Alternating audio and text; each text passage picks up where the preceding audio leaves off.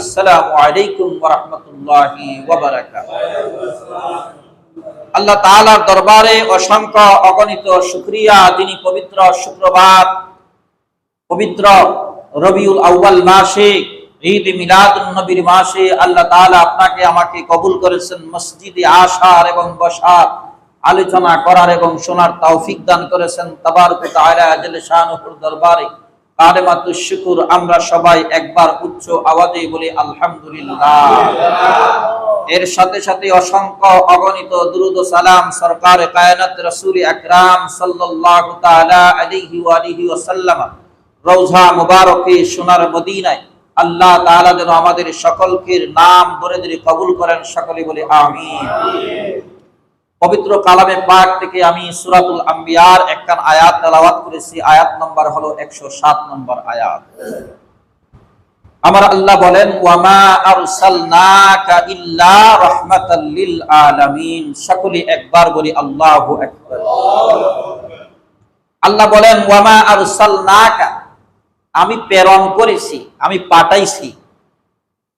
আমি সৃষ্টির কথা বলেন নাই, এখানে বলেছেন আমি প্রেরণ করেছি, পাঠাইছি। তাহলে আমার নবী যখন আসছেন তখন এর আগে আমার নবী সৃষ্টি ছিলেন, ঠিক কিনা বলেন? যেহেতু আল্লাহ বলেন ওয়ামা আরসালনাকা ইল্লা রাহমাতাল লিল আলামিন, আমি প্রেরণ করেছি আমার নবী রাহমাতাল লিল আলামিন কে। জোরে কন্না সুবহানাল্লাহ। ওয়ামা আরসালনাকা ইল্লা রাহমাতাল লিল আলামিন দ্বারা আল্লাহ তাআলা বলেন আমি আমার রহমত প্রেরণ করেছি, পাঠাইছি। তাহলে নবী এর আগেই, অনেক আগেই সৃষ্টি হয়েছেন, এগুলো আমি আলোচনা করেছি। আর এই 12ই রবিউল আউয়াল মাসে আল্লাহ পাঠাইছেন প্রিয় নবী হুজুর আকরাম সাল্লাল্লাহু আলাইহি ওয়াসাল্লামকে কি দিয়ে পাঠাইছেন? রহমত দিয়ে পাঠাইছেন। জোরে কন্না সুবহানাল্লাহ। কেমন রহমত? যখন আমার নবী আসছেন, মা আমেনার গর্ভে কিভাবে আসলেন? আসার কারণটা কি? কিভাবে আসলেন? আরবের মধ্যে খাজা আব্দুল মুতালিব রাদিয়াল্লাহু তাআলা আনহু, যিনি ছিলেন আমার নবীর দাদা, হযরতি খাজা আব্দুল মুতালিব, আর তিনার সন্তান ছিলেন হযরতি খাজা আব্দুল্লাহ রাদিয়াল্লাহু তাআলা। তখন খাজা আব্দুল্লাহ রাদিয়াল্লাহু তাআলা আনহু যখন সময় হয়ে গেছে বিবাহ করবেন, তখন হযরতে খাজা আব্দুল্লাহ রাদিয়াল্লাহু তাআলা আনহুর চেহারার মধ্যে, কপালের মধ্যে একটা নূর চমকাতো। জোরে কন্না সুবহানাল্লাহ। এই নূরটা কিসের নূর? তাফসীরে রুহুল বয়ানের মধ্যে 947 পৃষ্ঠার মধ্যে সে বয়ান আছে। তাফসীরে রুহুল বয়ান, সেই তাফসীরে রুহুল বয়ানের 947 পৃষ্ঠার মধ্যে তার বয়ান আছে। আল্লাহর নবীর দরবারে হযরতে জিবরাইল আলাইহিস সালাম আসতেন। জোরে কন্না সুবহানাল্লাহ। আল্লাহর পক্ষ থেকে ওহী নিয়ে আসতেন। একদিন আল্লাহর নবী জিজ্ঞাসা করলেন, ও জিবরাইল, তোমার বয়স কত? জোরে কন্না সুবহানাল্লাহ। জিবরাইল আলাইহিস সালাম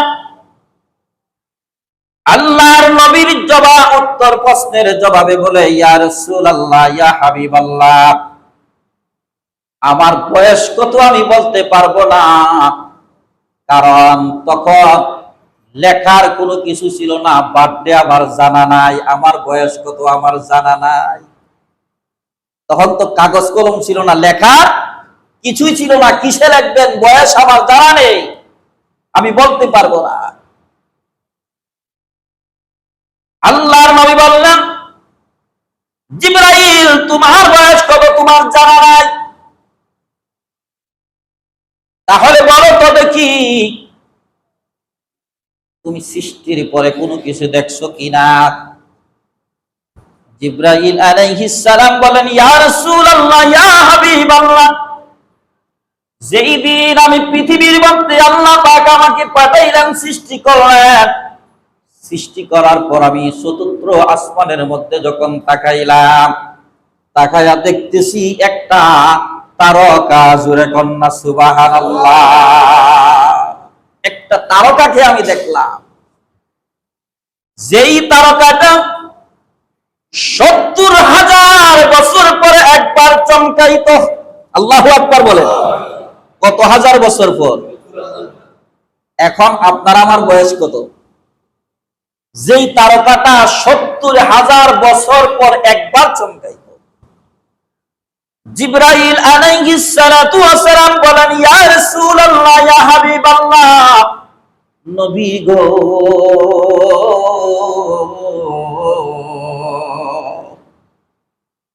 যেই তারকাটা ৭০,০০০ বছর পরে একবার চমকাইতো, ওই তারকাটা আমি জিবরাইল ৭২,০০০ বার চমকাতে দেখেছি।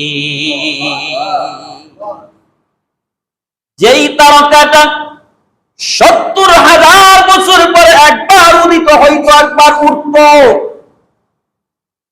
৭০,০০০ বছর পরে একবার উঠত, দেখা যাইত ওই তারকাটা ৭২,০০০ বার আমি জিবরাইল উদিত হইতে এবং অস্ত যাইতে আমি দেখেছি।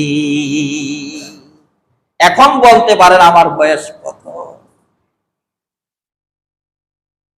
জিবরাইল আলাইহিস সালামের জবাবে আল্লাহর নবী বলেন, জিবরাইল, এখন কি তুমি ওই তারকাটা দেখো, চমকাইতে দেখো, উদিত হইতে দেখো? আল্লাহর ফেরেশতা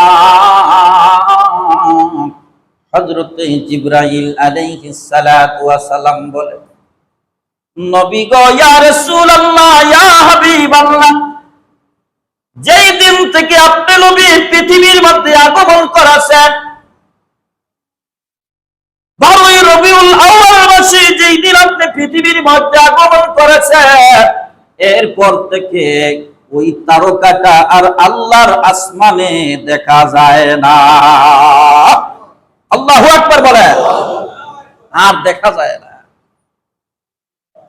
আল্লাহর নবী বলেন, জিবরাইল, যদি যেই তারকাটা তুমি দেখেছো, এখন যদি তোমাকে দেখানো হয়, তুমি কি চিনতে পারবে?